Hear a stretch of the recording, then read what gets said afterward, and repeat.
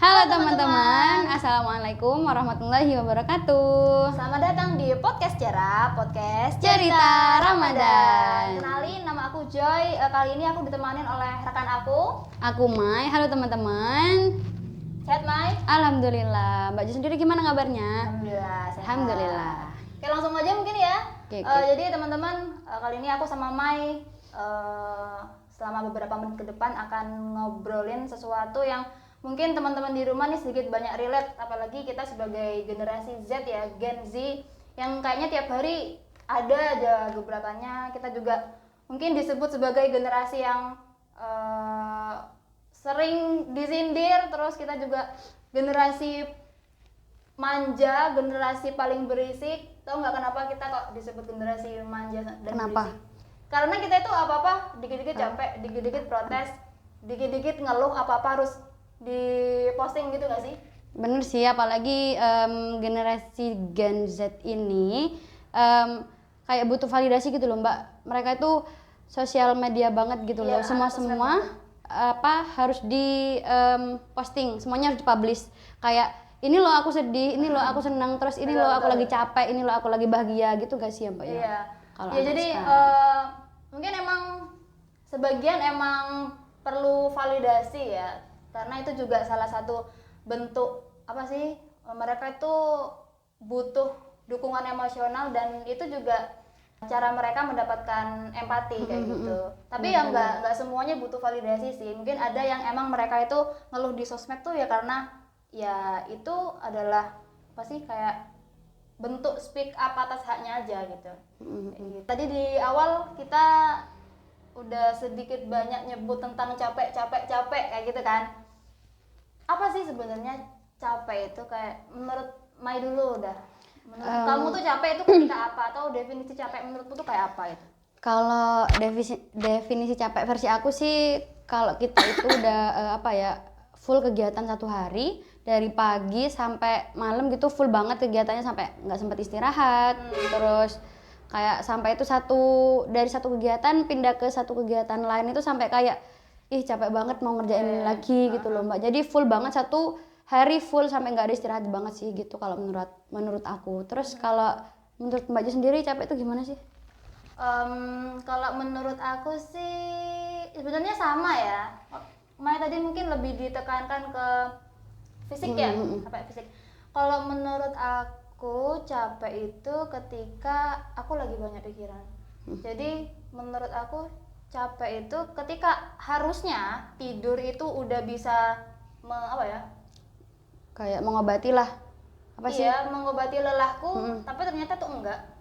Itu jadi ketika aku udah ngerasa kayak gitu, berarti aku lagi capek banget nih. Jadi mungkin aku capeknya lebih ke ini ya, capek Batin. batin kayak gitu. Kan sebenarnya kan kalau kita capek itu mungkin 1-2 hari pengennya kan udah, oh ya udah sih habis capek terus kita istirahat atau kita ngapain udah selesai lah capeknya gitu, nggak sih pengennya sebenarnya.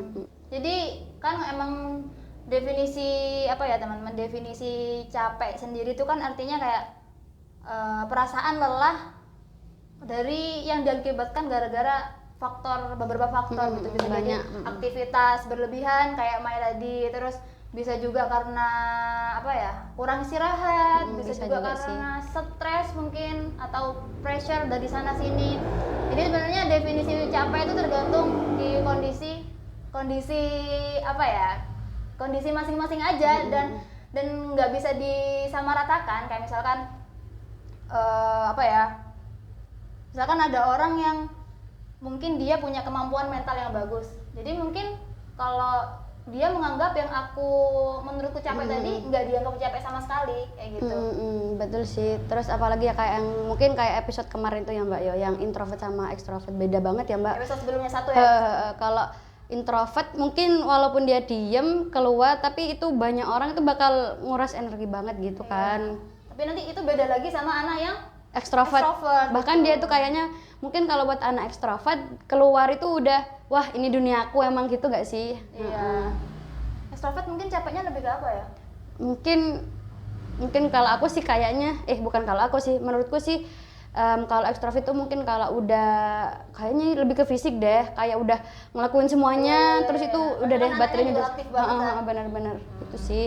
Jadi itu ya teman-teman, capek itu tergantung masing-masing individu aja. Jadi yang penting kita tuh nggak boleh kayak misalkan aku anaknya misalkan ekstrovert banget nih, terus ngelihat Mai ngeluh ke aku gara-gara seharian di kegiatan, jadi kita nggak boleh respon, hah masa gitu aja capek gitu. Jadi kita setidaknya saling respect lah. Ada beda lah gitu ya Mbak ya. Iya. Terus kayaknya kalau di seumuran kita nih capek itu kayak udah hal yang biasa gitu ya Mbak.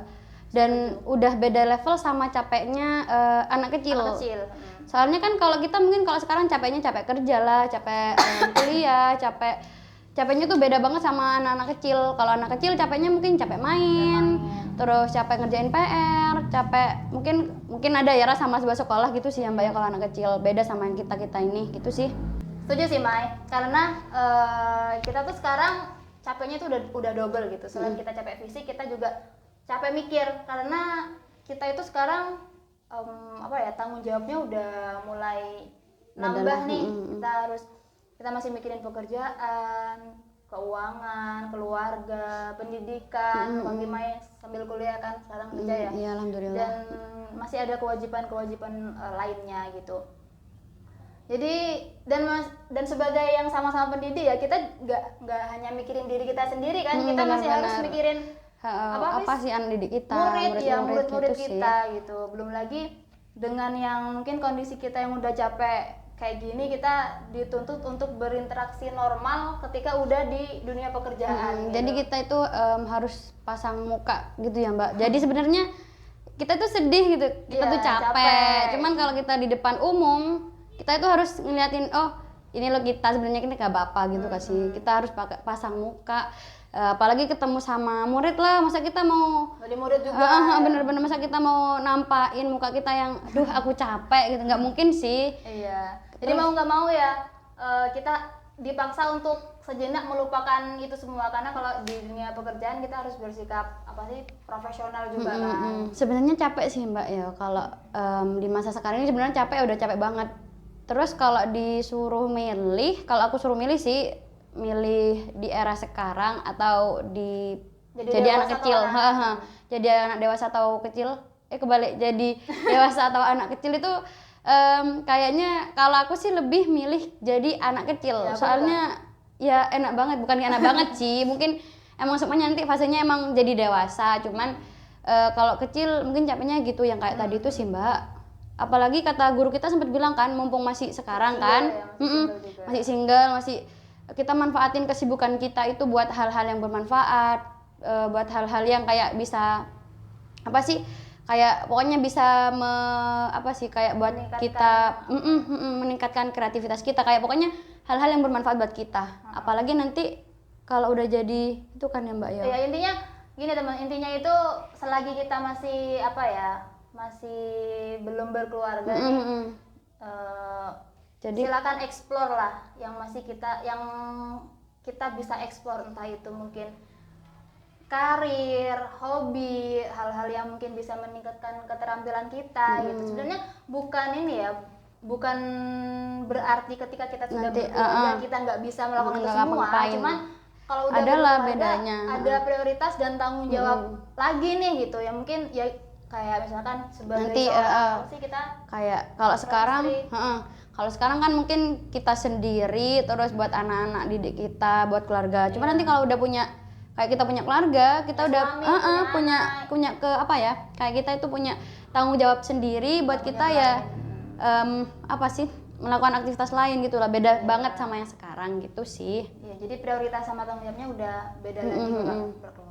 Oh iya, teman-teman ngomongin soal Gen Z nih, apalagi di usia kita nih sekarang udah di fase-fasenya kerja, di waktu kerja pasti ngerasa capek banget lah, dan sampai ada sih teman-teman kita di luaran sana itu Mbak yang sampai dia itu sampai berada di fase burnout. Oh ya, sebenarnya burnout ini sering banget aku dengar di Twitter, kayak ada akun kayak bilang lagi burnout nih, cuman aku nggak ngerti itu sebenarnya apa sih.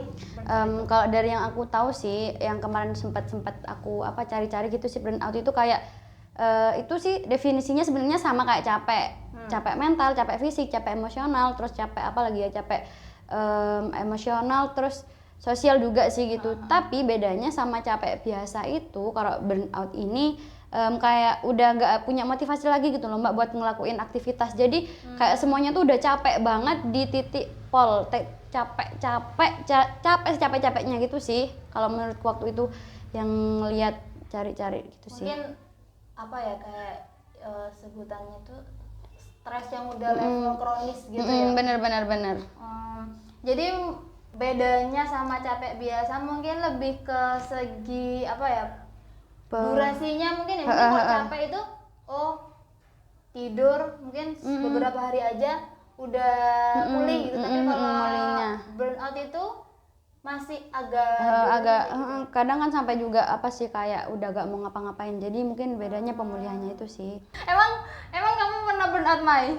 Kalau aku sih ya, kalau aku sendiri kalau fase burnout itu enggak sih, tapi kalau capek ya capek sampai capek full menurut aku ya Mbak, versi aku. Itu sih pernah, tapi enggak apa sih, enggak. Katanya pernah sampai BB turun. Wow, bener Mbak, kemarin itu sempat sampai pernah turun BB, ya kan? Jadi waktu awal-awal kerja sih, karena kan mungkin dari peralihan fase nih ya, bukan fase sih, peralihan apa ya, kegiatan lah.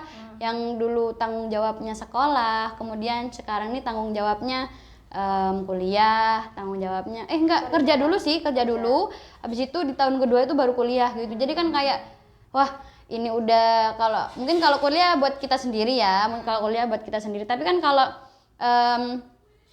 kerja apalagi jadi tenaga pendidik kan kita juga harus transfer transfer energi buat anak-anak juga sih gitu. Sempat juga pernah kepikiran awal-awal itu sempat kepikiran buat resign gitu kan. Nah, kan kebetulan nih kesibukanku kalau pagi kan ngajar di TK, dan alhamdulillah sorenya juga ngajar di ma'had gitu sih. Dan waktu itu awal-awal itu sempat ditawarin misalkan nanti kalau nggak kuat boleh ngomong gitulah. Nggak kuat kayak bukan nggak kuat tolong, bukan gitu ya Mbak ya, bukan gitu, tapi kayak mungkin capek lah gitu ya. Tapi itu apa sih, suruh bilang misalkan nanti kalau misalkan udah capek nanti ya bilang pamit. Habis itu sampai mana wis ya? Udah disuruh bilang kalau misalkan capek. Udah. Capek nggak? Sebenarnya sih capek. Dan itu udah kayak enggak, bukan. Itu udah kayak aku kan udah pengen resign ya Mbak. Terus aku lewatin lagi. Itu pengen apa kayak resign lagi. Nah, akhirnya alhamdulillah sampai sekarang dua-duanya terjalani. Alhamdulillah, maksudnya enggak resign, Pokoknya apa yang bikin kamu cancel nggak jadi resign gitu ya, dan tetap berlanjut di pekerjaan sekarang ini? Kalau dari aku sendiri sih apa ya, sebenarnya itu kan sebenarnya yang aku mau resign kan sorenya kan pas ngaji ini sih. Terus aku pikir-pikir itu kan kayak jadi guru ngaji tuh ngajar anak-anak juga sebuah profesi yang spesial gitulah ya Mbak. Soalnya kan kita juga selain buat kita ngajarin anak-anak, itu juga berdampak banget berdampak positif banget buat diri kita sendiri gitu sih. Dapat benefit. Bener-bener kita juga pokoknya kita dapat juga banyak manfaat dari kegiatan itu sih gitu. Kalau menurut aku.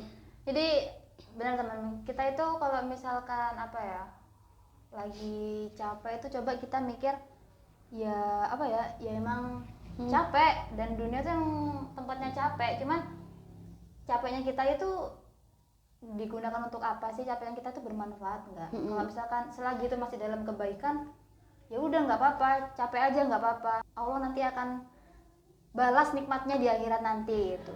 Intinya tuh kalau kita kerja itu diniatin lillahi ta'ala gitulah, lillahi ta'ala. Jadi niatin karena Allah dan bukan karena untuk kita nyari buat kehidupan dunia sih gitu. Emang bener kita kerja buat kayak adalah buat kebutuhan. Tapi kan niat pertama yang nggak boleh dihilangin, niatnya itu karena Allah gitu kan. Jadi insya Allah kalau misalkan kita nanti menyerahkan semua kepada Allah, kayak kesulitan dan yang lain-lain nanti akan diberi kemudahan sih sama Allah, insya Allah sih gitu sih. Ya betul. Terus ini lagi Mai, tadi kan tentang burnout tadi ya. Dari penjelasan yang udah kamu sekilas jelasin itu, intinya burnout itu kan sedikit kayak butuh penanganan yang lebih serius gitu kan. Ya kan? Karena kalau tadi kan sempat hilang motivasi terus putus asa kan, khawatirnya melakukan hal-hal yang tidak diinginkan gitu. Yang pengen aku tanya, kita diskusikan mungkin ya, sebenarnya sosok teman untuk kita apa ya, meluapkan apa yang kita lagi rasakan tuh sebenarnya penting nggak sih? Kalau menurutku sih teman itu penting ya, soalnya kalau aku sendiri cara buat sebelumnya dulu aku kepikiran kalau supaya kita itu agak lega itu, caraku itu bercerita sama seseorang yang emang udah aku percaya. Jadi aku bukan ngelapin sih, cuman ada beberapa part sih nggak tak sampein gitu sih. Tapi kayak semuanya itu bakal aku ceritain gitu loh Mbak. Jadi aku butuh teman cerita. Kalau menurut aku sih teman itu penting banget, penting. Soalnya kan kalau aku versi aku tuh kalau kita udah cerita itu agak meredakan lah gitu sih.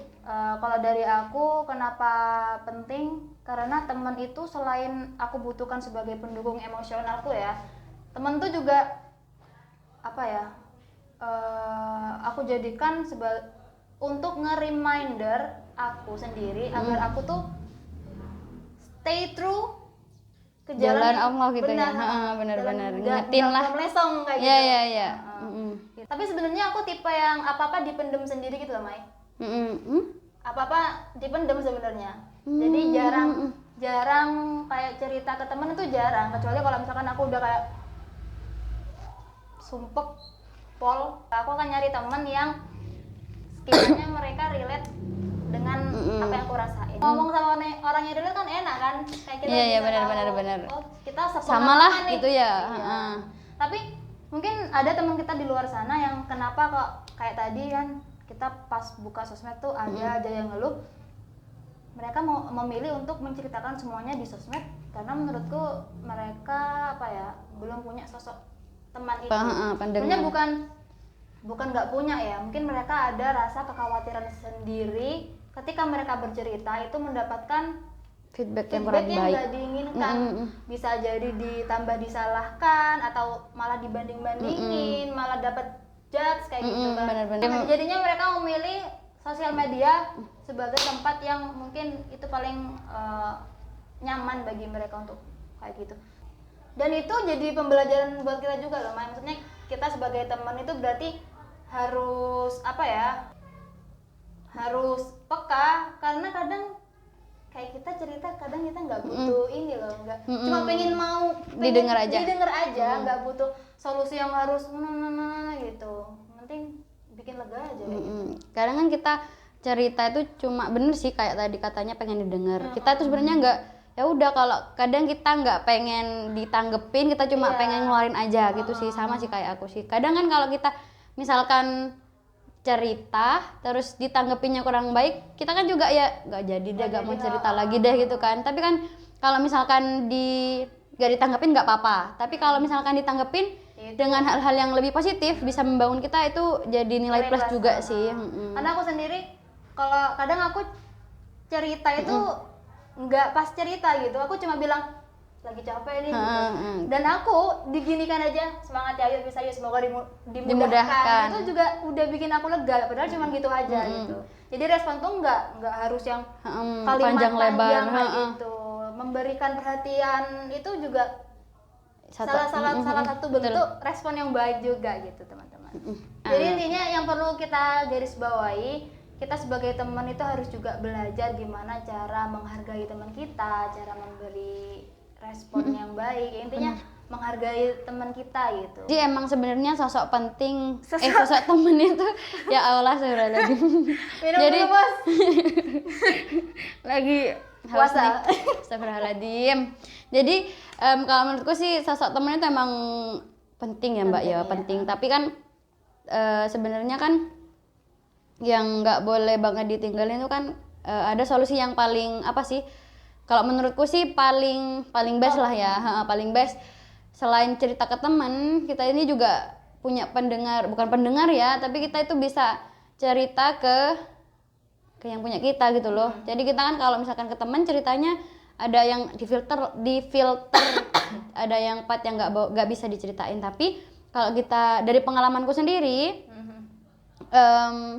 kita itu bisa cerita banyak banget dan kita itu bisa cerita sama Allah tuh dengan nggak perlu difilter, nggak perlu dibatasin. Nah, pokoknya kita bisa ngeluarin unek-unek yang ada di hati kita sama Allah dengan leluasa gitu sih Mbak.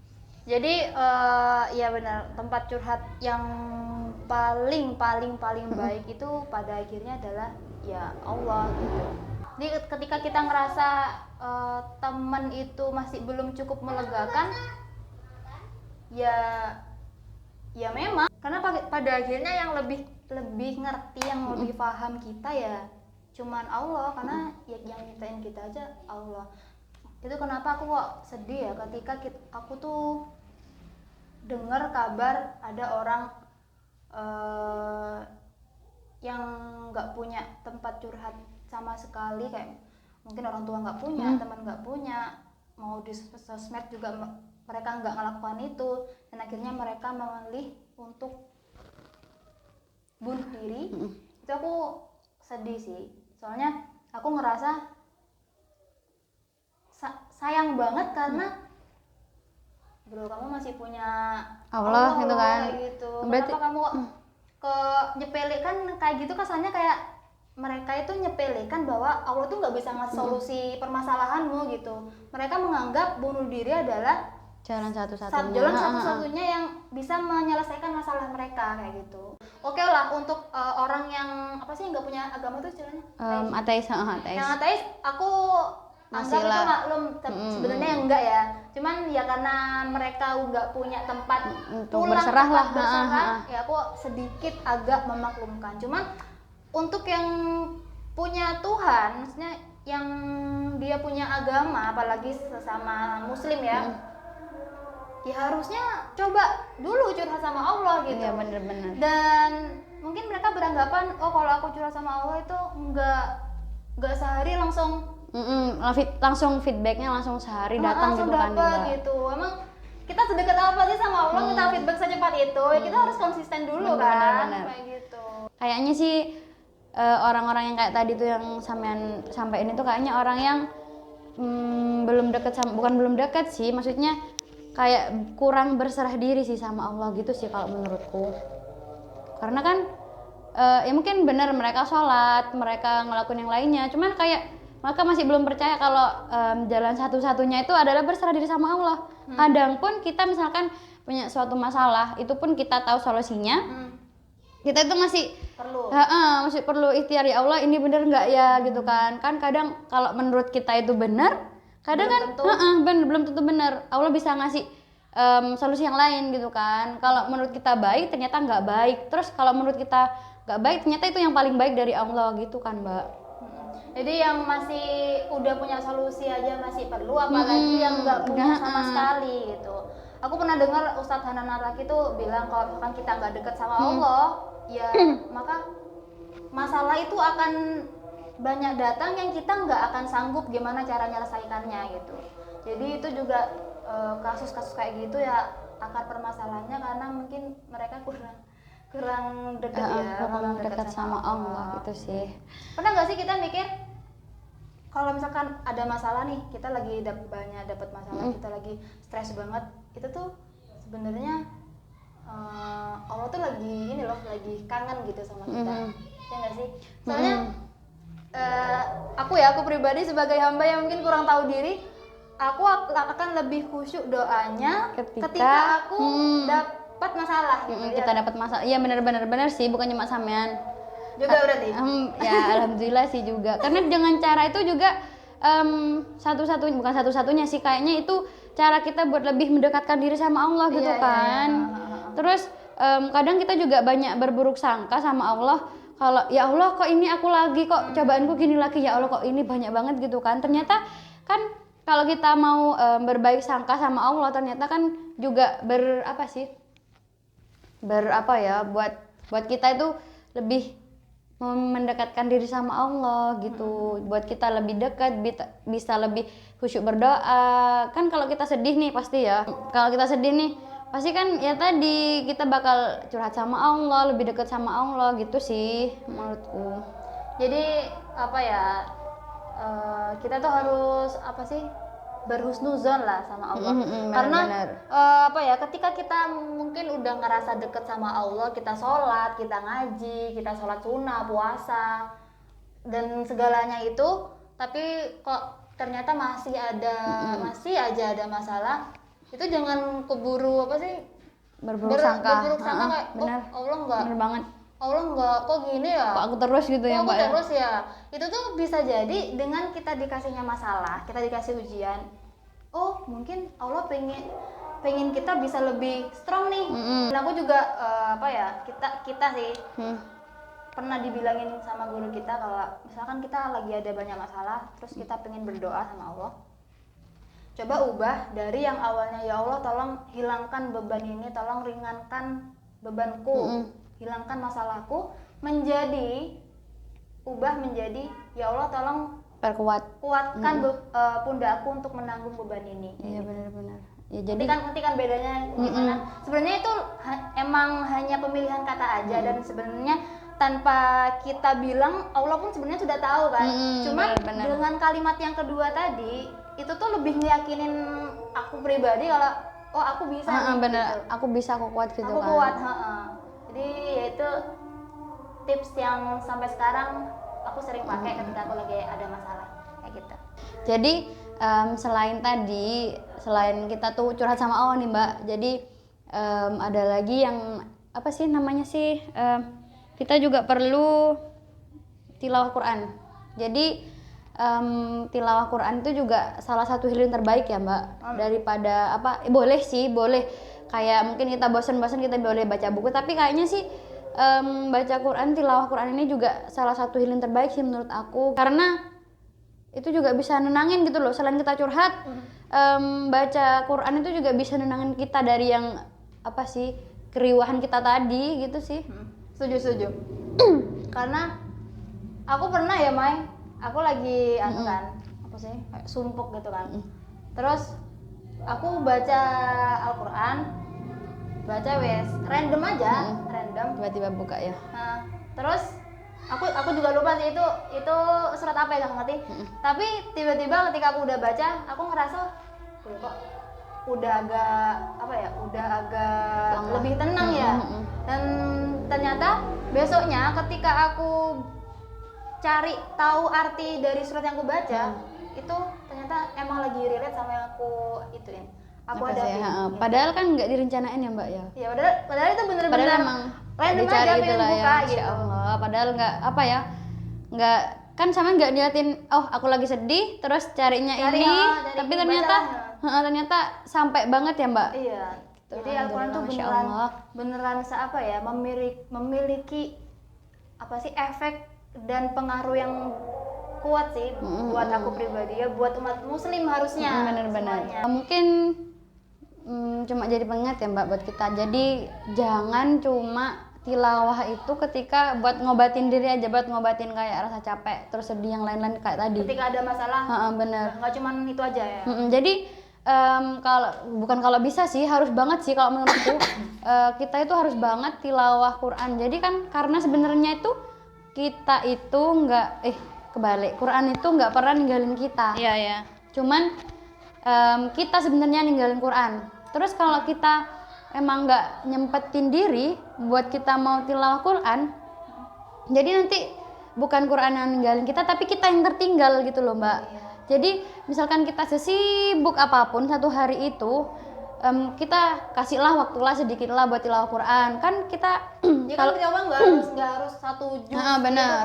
Kan paling enggak sih ya, misalkan habis sholat nggak harus, misalkan kalau nggak bisa 1 juz lah, satu lembar atau setengah juz lah. Kalau nggak setengah juz sih 1 lembar. Kalau nggak 1 lembar sih 1 halaman aja lah. Iya. Tapi kalau memang keburu sih ya setengah atau paling enggak lah tilawah lah gitulah semampunya lah gitulah ya sehari itu kan. Pokoknya kita ada apa sih satu waktu di mana kita harus apa sih? Pokoknya kita menyempatkan waktu untuk baca Quran lah. Nah, kalau misalkan satu hari banget kita sibuk, misalkan kayaknya nggak ada waktu deh gitu kan, kayaknya nggak ada waktu buat aku tilawah Quran nih. Terus kalau kita kepikirannya gitu, kalau kita kepikiran gitu, pasti emang nggak akan bakal ada waktu gitu. Coba kita misalkan, ya Allah hari ini sibuk banget gitu kan. Terus kita niatin aja, ya Allah Bismillah hari ini aku mau tilawah lah, walaupun nggak banyak tapi Bismillah aku hari ini mau tilawah. Pasti insya Allah pasti akan ada waktu kita buat tilawah. Kita sempetin lah. Itu juga dapat ini kan, dapat pahala niat kan. Kan gitu. kalau kita niat kebaikan tapi masih belum dilakuin, itu kita udah dapat pahalanya gitu kan, walaupun masih belum dilakuin. Itu sih maksudnya. Apalagi kita udah niat tapi ternyata alhamdulillah dilakukan. Itu sih jadi plus sih, alhamdulillah gitu Iya. sih. Jadi teman-teman nggak ada alasan buat kita nggak ada waktu buat baca Quran. Emang kita secapek dan sesibuk apa sih? Emang kita sesibuk Rasul, secapek Rasul.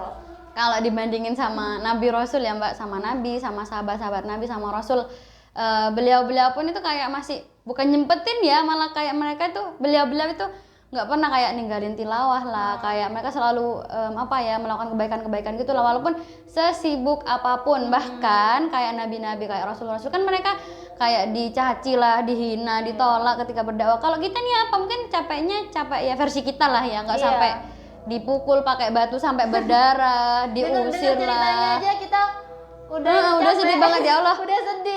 Bayangin aja kalau kita ngajak lah teman misalkan balik gitu kan, kayak mungkin ya gitu sih. Tapi kalau beda banget lah versinya kita sama Rasul kan. Kalau Rasul kan mungkin gimana diamanainya cukup besar banget ya. Bukan cukup besar, itu buat Masya Allah banget. Satu dunia mungkin bener-bener jadi kan beda ya sama kita. Kalau kita ini ecek-ecek lah gitu, mungkin ada yang bahkan lebih capek mungkin dari kita ya Mbak gitu. Jadi maksudnya Rasul itu udah amanahnya sebanyak itu, bebannya seberat itu, masih dapat belum lagi permasalahan internal dari keluarganya sendiri. Bener-bener. Karena Rasul itu kayak yang tahun kesedihan itu yang ditinggal siapa aja itu?